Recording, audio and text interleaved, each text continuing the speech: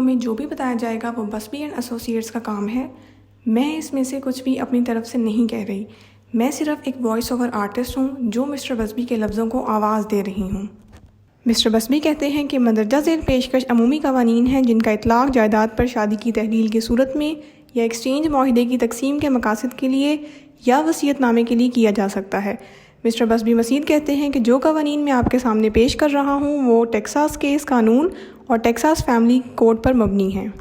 Mister بسبی کہتے ہیں کہ ٹیکساس میں ازدواجی جائیداد شریک حیات کی ملکیت ہے۔ جائیداد ازدواجی ملکیت ہے۔ ازدواجی ملکیت یا تو بھائیداد یا کمیونٹی کی جائیداد یا دونوں کا مرکب ہے۔ شریک حیات کی ملکیت نہ ہونے والی جائیداد ازدواجی ملکیت نہیں ہے، یہ نہ تو علیحدہ ہے اور نہ ہی کمیونٹی ملکیت ہے۔ مسٹر بسبی مزید کہتے ہیں کہ ملکیت کا آغاز ازدواجی املاک کے درجہ کو علیحدہ یا کمیونٹی یا مرکب کے طور پر ملکیت کے آغاز کے وقت متعین ہوتا ہے۔ ملکیت کا آغاز اس وقت ہوتا ہے جب کسی فریقین کو سب سے پہلے اس کی جائیداد پر دعوے کا حق ہوتا ہے، جس کی وجہ سے آخرکار ملکیت حاصل کی جاتی ہے۔ مسٹر بسبی کہتے ہیں کہ جائیداد جس کی ملکیت کا آغاز شادی سے پہلے ہوتا ہے وہ علیحدہ جائیداد ہے۔ مسٹر بسبی کہتے ہیں کہ وہ جائیداد جس کی ملکیت کا آغاز شادی کے دوران ہوتا ہے کمیونٹی جائیداد ہے، جب تک کہ اسے درج ذیل طریقے سے حاصل نہ کیا جائے۔ وہ جائیداد اور جو تحفے کے ذریعے حاصل کی جاتی ہے، تقسیم کے ذریعے، ڈیوائزر نصب کے ذریعے یا شریک حیات کی علیحدہ آمدنی کے معاہدے کے ذریعے الگ الگ جائیداد سے آمدنی کے طور پر یا تبادلے کے طور پر، شادی کے دوران شریک حیات کو لگنے والی ذاتی چوٹ کی صحتیابی کے طور پر، دیگر علیحدہ جائیداد کے بدلے میں بچ جانے کے ذریعے سوائے شادی کے دوران کمانے کی صلاحیت کے نقصان کی بھرپائی کے لیے۔ مسٹر بسبی مزید کہتے ہیں کہ یہ آخری قوانین اس حد تک لاگو ہوگا کہ آپ کو ایک حادثہ پیش آیا تھا اور اس حادثے کی صورت میں آپ کی کھوئی ہوئی اجرت اور درد اور تکلیف دونوں کے دو حصوں میں تقسیم شدہ دعویٰ ملتا ہے۔ درد اور تکلیف الگ ہوگی، کھوئی ہوئی اجرت کمیونٹی ہوگی۔ مسٹر بسبی کہتے ہیں کہ شادی کی تحلیل کے بعد حاصل کی گئی جائیداد اور وہ جائیداد جس کی ملکیت شادی کی تحلیل ہونے کے بعد ہے کمیونٹی ملکیت نہیں ہے۔ کمیونٹی ملکیت کا تصور ہے کہ شادی کے دوران یا تحلیل ہونے پر شریک حیات کے پاس موجود جائیداد کو کمیونٹی ملکیت تصور کیا جاتا ہے۔ مسٹر بسبی مزید کہتے ہیں کہ علیحدہ جائیداد کے درجہ کو واضح اور قائل ثبوت سے ثابت کرنا پڑے گا۔ کومنگلنگ اس وقت ہوتی ہے جب علیحدہ اور کمیونٹی جائیداد اتنی کومنگلڈ ہو جاتی ہے کہ دوبارہ علیحدگی اور شناخت کی نفی ہو جاتی ہے،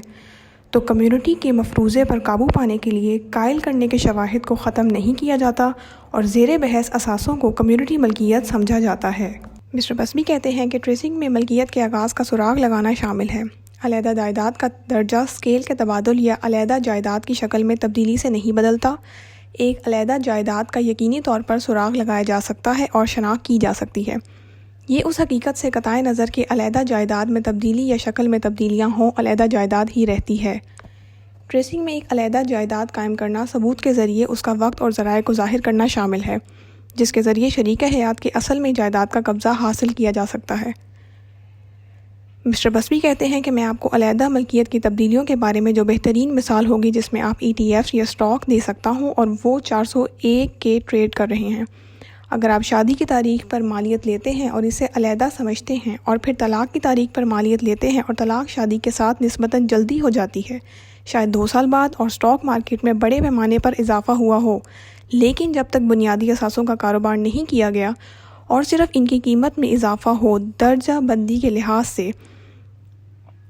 تکنیکی طور پر آپ کے پاس تمام علیحدہ جائیداد ہوگی، چاہے آپ کے پاس ایپل میں اسٹاک یا ETFs ہوں، اور اسٹاک کی قیمتیں شادی کے دن $110 فی حصص اور طلاق کے دن یہ $130 فی حصص تھا۔ اس کو کمیونٹی اثاثہ نہیں سمجھا جائے گا،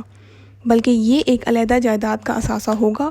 تاہم ذمہ داری آپ پر ہے کہ آپ سراغ لگائیں کہ آپ اثاثوں میں خرید و فروخت کے ذریعے سے شکل میں 401 کے بنیادی اصولوں میں تبدیلی نہیں ہوئی اور بصورت دیگر ترقی کے ساتھ تبدیل کر کے پھر کمیونٹی ملکیت بن جاتی ہے۔ یہ وہ جگہ ہے جہاں کومنگلنگ آتی ہے۔ مسٹر بسبی کہتے ہیں کہ طلاق میں علیحدہ جائیداد کی تقسیم، طلاق میں عدالت شریک حیات کو اس کی علیحدہ جائیداد سے محروم نہیں کر سکتی۔ علیحدہ اثاثے کی قدر میں قدرتی اضافے یا کمی اس کی درجہ بندی کو متاثر نہیں کرتی ہے۔ مسٹر بسبی کہتے ہیں کہ شادی کے دوران شریک حیات کے ذریعے حاصل کردہ کریڈٹ کمیونٹی کریڈٹ ہے، جب تک کہ وہ قرض دہندہ ادائیگی کے لیے صرف قرض دار کے شریک حیات کی علیحدہ جاگیر کی طرف دیکھنے پر رضامند نہ ہو۔ کمیونٹی کریڈٹ کے ساتھ حاصل کردہ جائیداد کمیونٹی جائیداد ہے۔ مسٹر بزمی مزید کہتے ہیں کہ علیحدہ کریڈٹ کے ساتھ حاصل کی گئی جائیداد علیحدہ جائیداد ہے۔ شادی کے دوران کریڈٹ متوقع طور پر کمیونٹی ہے اور اس کو الگ کریڈٹ ثابت کرنے کی ذمہ داری حامی پر ہے، یہاں تک کہ کمیونٹی کریڈٹ کے ساتھ حاصل کی گئی جائیداد بھی شریک حیات کے مابین تحفہ، تقسیم وغیرہ کے ذریعے علیحدہ جائیداد بن سکتی ہے۔ بیان حلفی سے پیدا ہونے والا مفروضہ جب کسی بیان حلفی میں موجود ہو کہ ملکیت کے لیے علیحدہ جائیداد ادا کی گئی ہے، یا یہ کہ جائیداد وصول کرنے والے شریک حیات کی علیحدہ جاگیر کے طور پر لی جاتی ہے، مسٹر بزمی کہتے ہیں، تو علیحدہ جائیداد کا ایک قابل تردید تصور پیدا ہوتا ہے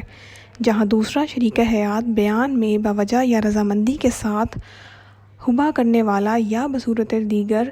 قابل چارج ہو۔ وہاں پر مفروضہ ناقابل تسخیر ہے، غیر ارادی طور پر دھوکہ دہی بن جاتا ہے۔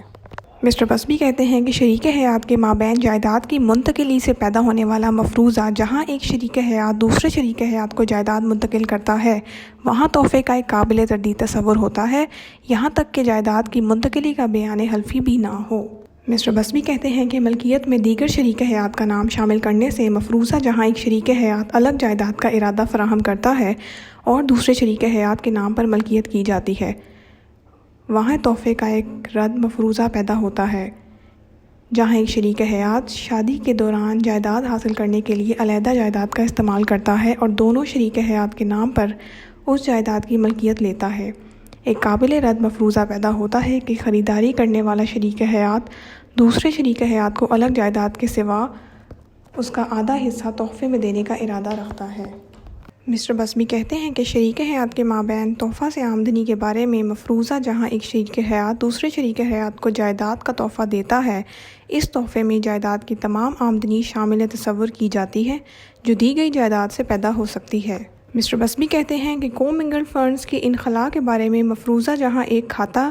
میں کمیونٹی اور علیحدہ دونوں رقوم ہوتی ہیں، یہ تصور کیا جاتا ہے کہ کمیونٹی کے پیسے پہلے نکالے جاتے ہیں۔ جوائنٹ اکاؤنٹ میں الگ الگ جائیداد کی رقم ڈالنا دونوں میاں بیوی کے اختیار میں الگ الگ ملکیتی اثاثے اکاؤنٹ میں رکھنے کا عمل فنڈز کو کمیونٹی ملکیت نہیں بناتا ہے۔ فکسچرز جو کہ فکسچرز کے قانون کے تحت جو کچھ بھی زمین پر لگا ہوتا ہے وہ زمین کا ایک حصہ بن جاتا ہے، جائیداد میں بہتری زمین کا درجہ لے لیتی ہے۔ اس میں بہتری لانے کے لیے استعمال ہونے والے فنڈز یا کریڈٹ کے درجے سے قطع نظر۔ مسٹر بزمی کہتے ہیں کہ کارپوریٹ اثاثے چونکہ ایک شیئر ہولڈر کارپوریشن میں حصص کا مالک ہوتا ہے، نہ کہ کارپوریٹ کے اثاثوں کا۔ کارپوریٹ اثاثے نہ تو علیحدہ ہوتے ہیں اور نہ ہی کمیونٹی ملکیت جب تک کہ عدالت کارپوریٹ ویل کو اٹھا نہ دے۔ شادی کے دوران علیحدہ ملکیت کارپوریشن کی قیمت میں اضافہ علیحدہ جائیداد سے تعلق رکھتا ہے۔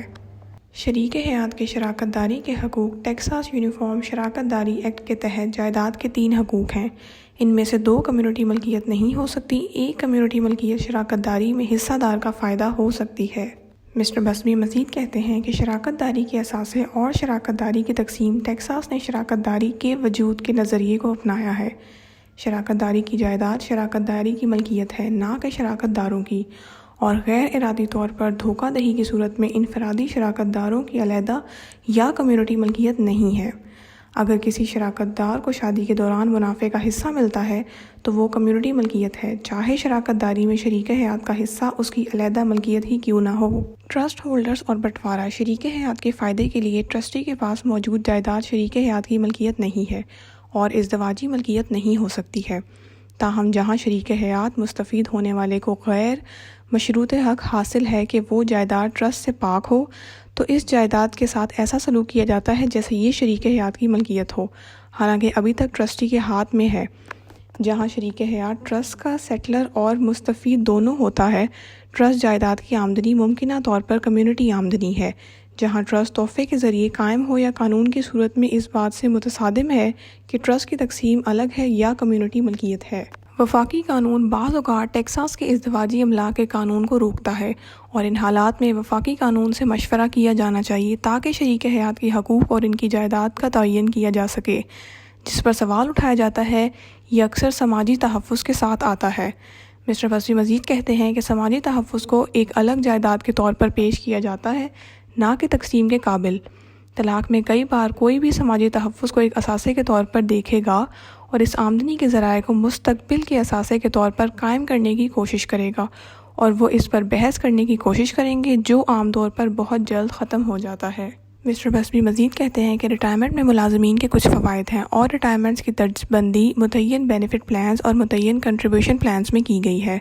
اسٹاک اختیارات اور اسٹاک آپشن پلان ایک شرکا کے شریک حیات کے پاس ایک علیحدہ جائیداد کا سود ہوگا، اور ماہانہ درست فائدے کے برابر متعین بینیفٹ ریٹائرمنٹ پلان ہوگا جو شریک حیات کو شادی کی تاریخ تک عام ریٹائرمنٹ کی عمر میں حاصل کرنے کا حق تھا، چاہے فائدہ حاصل ہو یا نہ ہو۔ کمیونٹی ملکیت کے سود کا تعین اس طرح کیا جائے گا جیسے شریک حیات نے شادی کے دن اپنی شرکت شروع کی ہو، اس سے قطع نظر کہ فائدہ حاصل کیا گیا تھا۔ ایک متعین شراکت کے منصوبے کی علیحدہ جائیداد کے سود کا منصوبہ بناتی ہے، جس کا سراغ غیر ریٹائرمنٹ اثاثوں کے حوالے سے استعمال ہونے والے درجہ کشی کے اصولوں کا استعمال کرتے ہوئے لگایا جا سکتا ہے۔ اسٹاک اختیارات اسٹاک اجر میں علیحدہ کمیونٹی دلچسپی فراہم کرنے کا منصوبہ ہے۔ مسٹر بسبی مزید کہتے ہیں کہ اسٹاک آپشن کے منصوبوں کا تعین ایک طے شدہ فارمولے کا استعمال کرتے ہوئے کیا جاتا ہے، تو فارمولے میں دوبارہ ٹریسنگ شامل ہے، اور یہ کہنا کہ شادی کی تاریخ کو جو آپ کی علیحدہ جائیداد ہے جب آپ شادی کے دوران بنیادی اثاثوں کی قیمت میں صرف اضافہ ہوتا ہے، جس کے لیے آپ کو فورینسک مصدقہ پبلک اکاؤنٹ کی خدمات حاصل کرنے کی ضرورت ہوگی، اور اگر آپ ایسا کرتے ہیں تو زیادہ تر حصے کے لیے آپ وہی اثاثے برقرار رکھتے ہیں، لیکن اثاثے کی قیمت میں اضافہ ہوتا ہے۔ کئی بار آپ اب بھی ثابت کر سکتے ہیں کہ آپ کی علیحدہ جائیداد کے طور پر، اور یہ تقسیم کے تابع نہیں ہے۔ مسٹر بسبی مزید کہتے ہیں کہ انشورنس سے حاصل ہونے والی آمدنی بے ساختہ کھوئی ہوئی انشورنس کی آمدنی ایک ایسے اثاثے کے درجے کو لے لیتی ہے جس کا نقصان اٹھانا پڑا ہے۔ معذوری کی ادائیگیاں اور کارکن کے معاوضے کی ادائیگیاں کمیونٹی کی ملکیت ہیں، اس حد تک شادی کے دوران آمدنی کو تبدیل کرنے کے لیے ادائیگیاں ہوں۔ اگر شرکا کی ادائیگیاں ہیں جو اس وقت کی جاتی ہیں جبکہ شرکا شادی شدہ نہیں ہیں، تو وہ ایک علیحدہ جائیداد ہے۔ مسٹر بسبی کہتے ہیں کہ جو قوانین میں نے آپ کے لیے پڑھے وہ عمومی قوانین ہیں، اور میں آپ سے کہوں گا کہ اگر آپ شادی کی تحلیل کی صورت میں ہیں تو اٹارنی سے مشورہ لیں، لیکن اس سے آپ کو ٹیکساس کیس قانون کی بنیاد پر عمومی تصورات دے کر قوانین کے اطلاق کا اندازہ دے سکتا ہوں، جس کے لیے آپ اپنے وکیل کے ساتھ حکمت عملی بنا سکتے ہیں کہ آپ کی جاگیر کی قیمت کیا ہے، اور شاید دوسرے پیشہ ور افراد کی خدمات لے سکتے ہیں تاکہ آپ کو کسی بھی ایسے اثاثوں کا سراغ لگانے میں مدد مل سکے جن کا سراغ لگایا جا سکتا ہے۔ میرا نام مائیکل بسبی ہے، میں بوسٹن خاندانی قانون اور طلاق کا وکیل ہوں۔